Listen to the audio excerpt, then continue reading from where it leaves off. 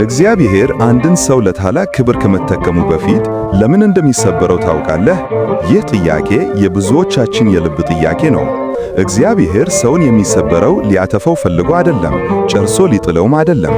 ነገር ግን በውስጡ ያለውን ትምክህት፣ በራስ መመካትን፣ ዓለማዊ ምቾትና ከንቱ የሆኑ ቅዠቶች ገፎ ለማውጣት ነው።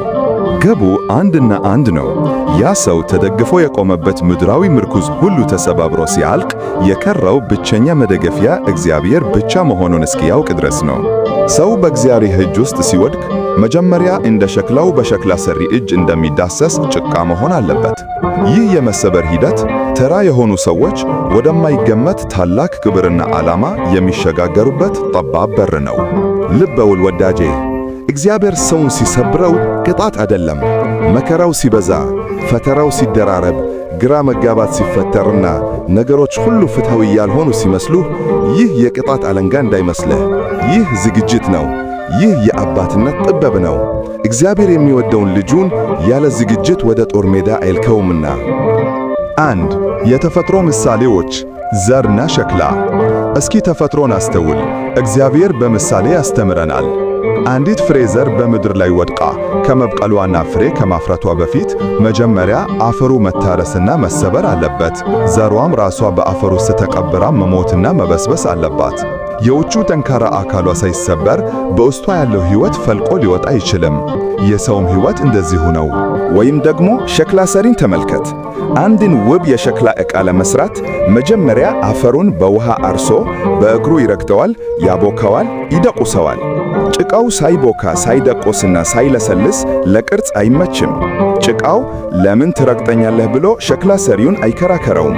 ምክንያቱም በሸክላ ሰሪው አእምሮ ውስጥ ያለው ውብ ምስል የሚገለጠው ጭቃው ፈቃዱን ለሰሪው ሲሰጥ ብቻ ነው።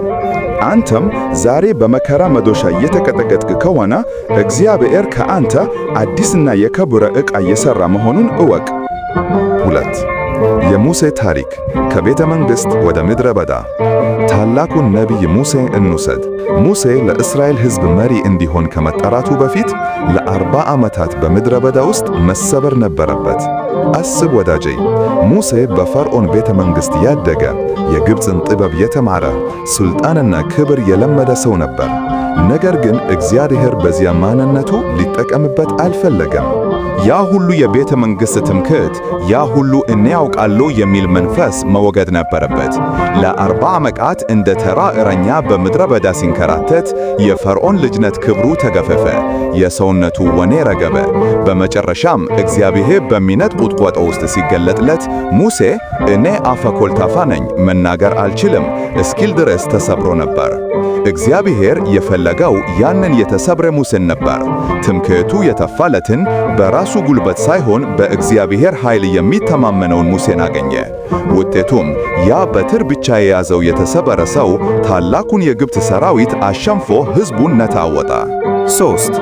የዮሴፍ ጉዞ፣ ከጉድጓድ እስከ ዙፋን።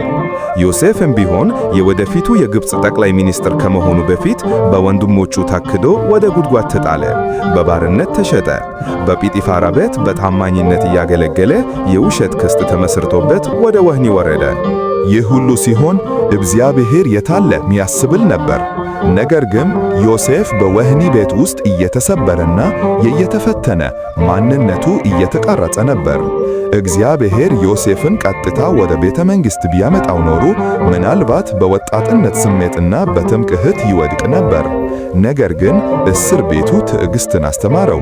መከራው የሌሎችን ሕመም እንዲረዳ አደረገው።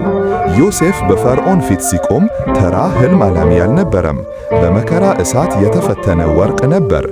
መሰበር የሌለበት ስጦታ አደገኛ ነው። ያለ ፈተና የሚመጣ ስልጣን እሳት ነው።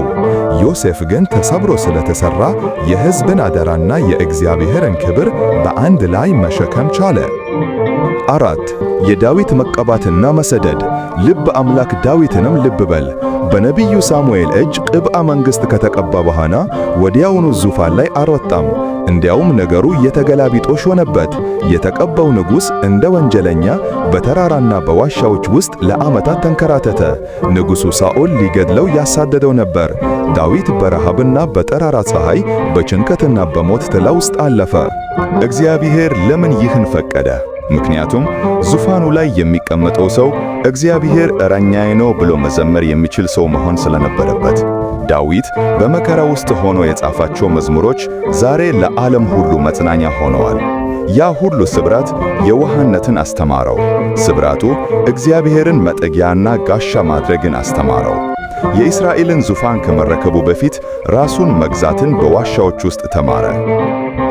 5. ትሕትና እና የመንፈስ ደህንነት። ጴጥሮስና ጳውሎስ። የመሰበር ዋናው ዓላማ ትሕትናን ማምታት ነው። እግዚአብሔር በራሱ ማንነት በተሞላ ሰው ውስጥ የራሱን ክብር አይጨምርም። ጽዋው በቆሻሻ ውሃ ከሞላ ንጹሕ ውሃ መቀዳት አይችልም። መጀመሪያ መደፋትና ባዶ መሆን አለበት። ሐዋርያው ቅዱስ ጴጥሮስን ተመልከት። ሁሉም ቢክዱህ እኔ አልክድህም ብሎ በራሱ ጉልበትና ፍቅር ተመክቶ ነበር። ደፋር ነበር፣ ቆራጥ ነበር። ነገር ግን ጌታን 3 ጊዜ እስኪክድ ድረስ መውደቅ ነበረበት። ዶሮ ሲጮህ የጴጥሮስ ልብ ተሰበረ፣ ምርር ብሎ አለቀሰ። ያ እንባ ግን የንስሐ እንባ ነበር። ያ ስብራት የጴጥሮስን እኔነት አደቀቀው። ለዚህም ነው በጰራቅሊጦስ ዕለት መንፈስ ቅዱስ ሲወርድ ጴጥሮስ ድሮ እንደሚያውቀው በራሱ ጉልበት ሳይሆን በመንፈስ ቅዱስ ኃይል ቆሞ ሲሰብክ በአንድ ቀን 3000 ነፍሳትን ማማረክ የቻለው። የተሰበረ ልብ የእግዚአብሔር ማረፊያ ነው። ቅዱስ ጳውሎስም ቢሆን በደማስቆ መንገድ ላይ የክርስቶስ ብርሃን እስኪመጣው ድረስ በራሱ ዕውቀትና ቅንዓት የታወረ ነበር። ዓይኑ ሲጠፋ የልብ ዓይኑ በራ።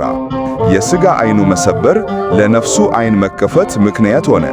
ሳውል የነበረው አሳዳጅ ጳውሎስ ወደ ተባለው ሐዋርያ የተቀየረው በዚያ ስብራት ውስጥ ነው። እግዚአብሔር ያዋረደውን ሰው እርሱ መልሶ ከፍ ያደርገዋል። 6.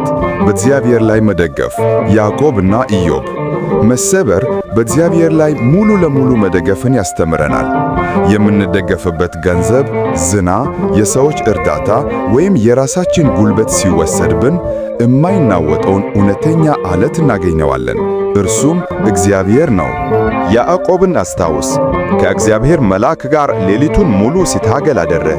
ሊነጋ ሲል መልአኩ የያዕቆብን ጭን ነካው። ያዕቆብም ጉልበቱ ዛለ፣ መንከስ ጀመረ። ከዚያች ቀን ጀምሮ ያዕቆብ አንካሳ ሆነ። ነገር ግን ይህ የመንከስ ምልክት የድክመት ሳይሆን የጥንካሬ ምልክት ነበር።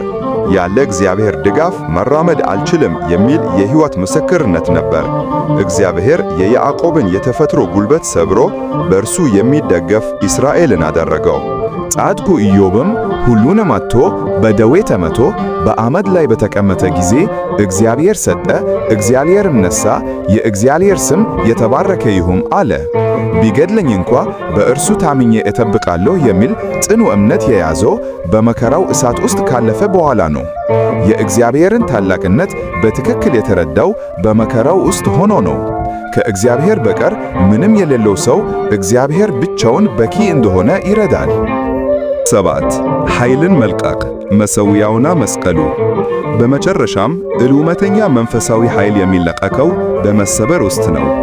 በመጽሐፍ ቅዱስ ውስጥ እግዚአብሔር የተጠቀማቸው ነገሮች ሁሉ ተሰበረው።